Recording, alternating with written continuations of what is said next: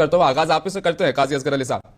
5 महीने 1.5 करोड़ रिप्रेजेंटेशन का वो दावा कर रहे हैं, 250 से ज्यादा स्टेक होल्डर से उन्होंने बात की, 38 मीटिंग्स जिसमें 111 घंटे बातचीत हुई।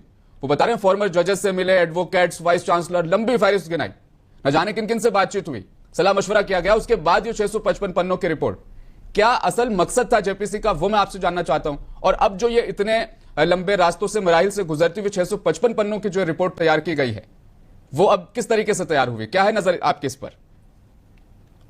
देखिए, सरकार की मंशा तो पहले रोज से ही क्लियर थी कि वो इसको बोर्ड को कंट्रोल करना चाहते हैं और बोर्ड के जरिए से जो भी इसकी जमीनें वगैरह हैं उस पर पूरी तरह से नजर है। और कुछ बड़े केसेस इन दिनों में इतने सामने आ गए थे तो जो कि महसूस होता है कि जो हमारे सरकार है उनके काफी मित्र थे वो लोग, तो उनका भी पक्ष लेना बहुत जरूरी था।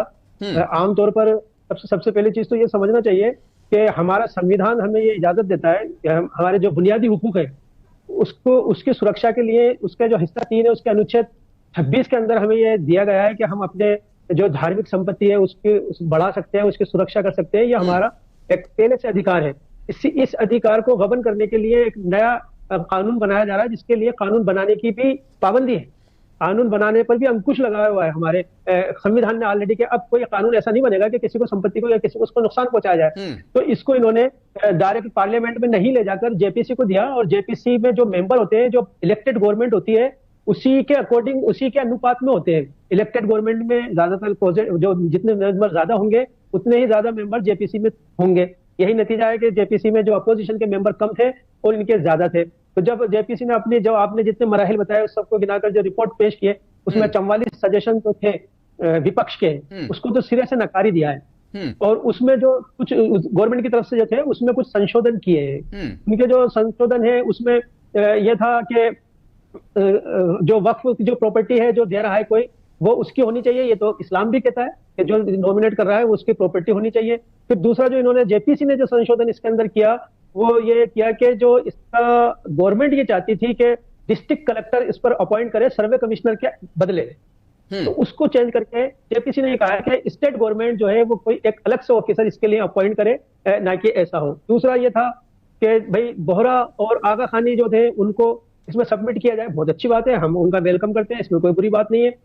फिर इसमें ये भी कहा गया है कि पोर्टल पे डेटा जो है अपलोड किया जाएगा जिस दिन आप इसको रिपोर्ट को फाइनल कर देंगे या जिस दिन आप बिल बना देंगे उसके 6 महीने के अंदर अंदर।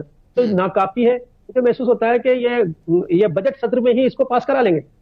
समझ में आ रहा है वो ये है कि चंद्रबाबू नायडू और नीतीश जी ने मुसलमानों की पीठ पर छुरा घोंपा है, क्योंकि दोनों को मुसलमानों ने बहुत ज्यादा वोट देकर जिताकर पहुंचाया था और वो उम्मीद करते थे कि शायद ये इनका पक्ष लेंगे।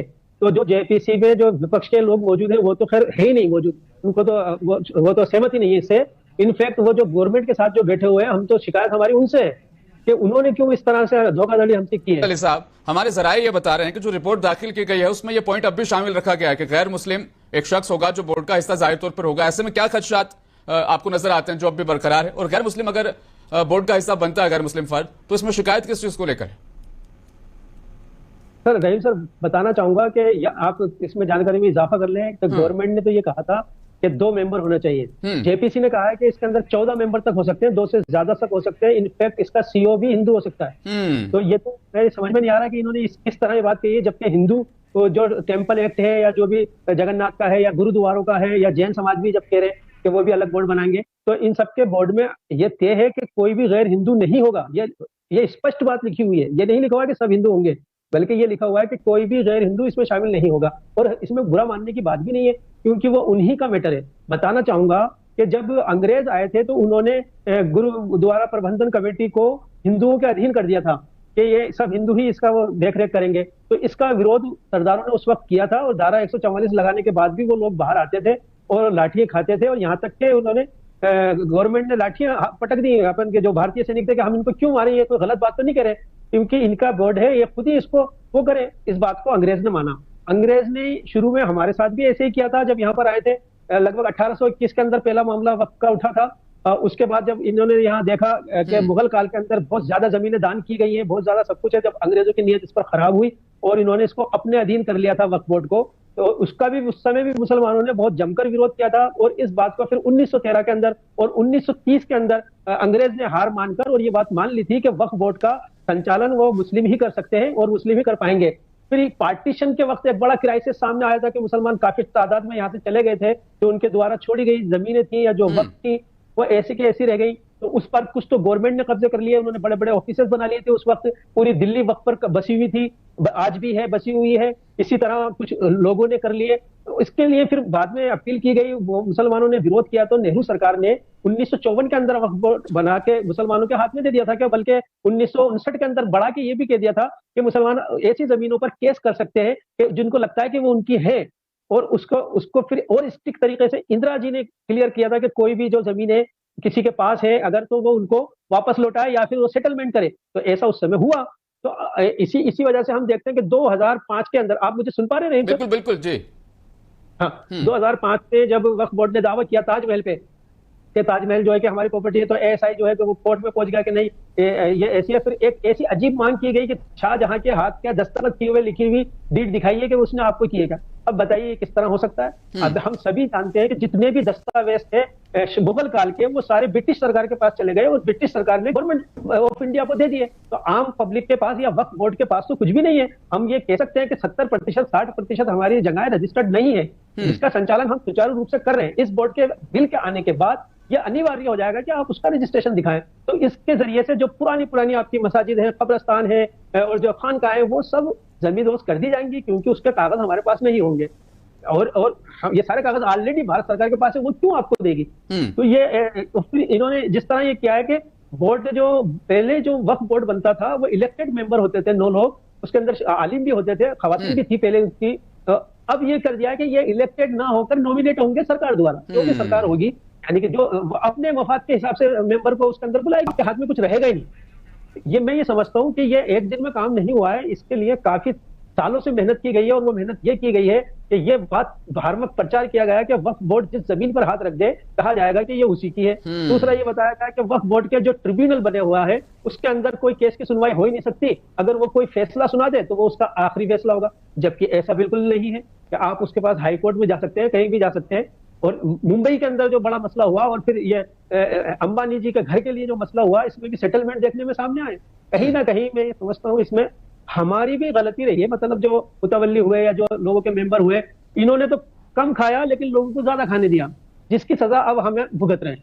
फिर एक बड़ी दिलचस्प बात जो इसके अंदर कई नाम को बदलने को लेकर, कि इसके वक्फ के बोर्ड को नाम को हम बदलेंगे, और नाम उसके बदले एक लंबा चौड़ा नाम रखा गया कि इनफाइट वक्फ मैनेजमेंट इन्फॉर्मेंट एंड डेवलपमेंट। मतलब ये वो बताना चाहते हैं जो वक्फ का पर्पज है उसके ऊपर फोकस रहे, जो नाम से जाहिर होता है कि उसकी जो प्रॉपर्टी है उसको करेंगे। अरे भाई, आप नाम से क्या जाहिर करोगे? Waqf already, Waqf is the property given in the name of Allah सुब्हानहू व तआला for religious and culture matter purpose के अंदर काम आती है, वो तो सबको पता है। तो ये जिस तरह अंग्रेजों ने वक्फ की कमेटी लेकर और उसका जमीनें लेकर उससे जो पैसा कमाकर चर्चों को दिया था और ईसाई मिशनरीज को दिया था और ईसाईयत को आगे फैलाने के लिए दिया था, ठीक ऐसा यहाँ पर होना है कि इसकी जो प्रॉपर्टीज होगी जो इसके अंदर आ जाएगी, वो क्यों कर आपकी मस्जिदों को बुलंद करेंगे, क्यों कर आपके नई मस्जिदों की वो इजाजत देंगे। इनफैक्ट ये कहा गया है कि अगर कोई डोनेट करता है बंदा, तो उसको 90 दिन पहले बताना होगा, अखबार में उसको बताना होगा, ये करना होगा, यानी 90 दिन का अंतराल रहेगा। यहाँ तक पहले से थी इस बात में कि कोई डोनेट करता है जमीन, तो पहले राज्य सरकार की एक कमेटी उसको देखती थी, वक्फ बोर्ड भी खुद देखता था कि कोई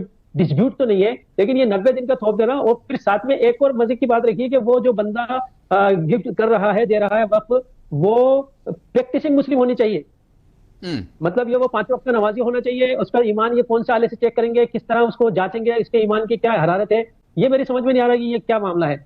तो कहने का मतलब ये है कि ये बिल में जितनी भी चीजें हैं, तो अव्वल रोज से पता था कि ये सब चीजें जो है सरकार के हाथ में जानी है। अब हमारे पास तो चारा यही है कि हम कितना बचा सकते हैं।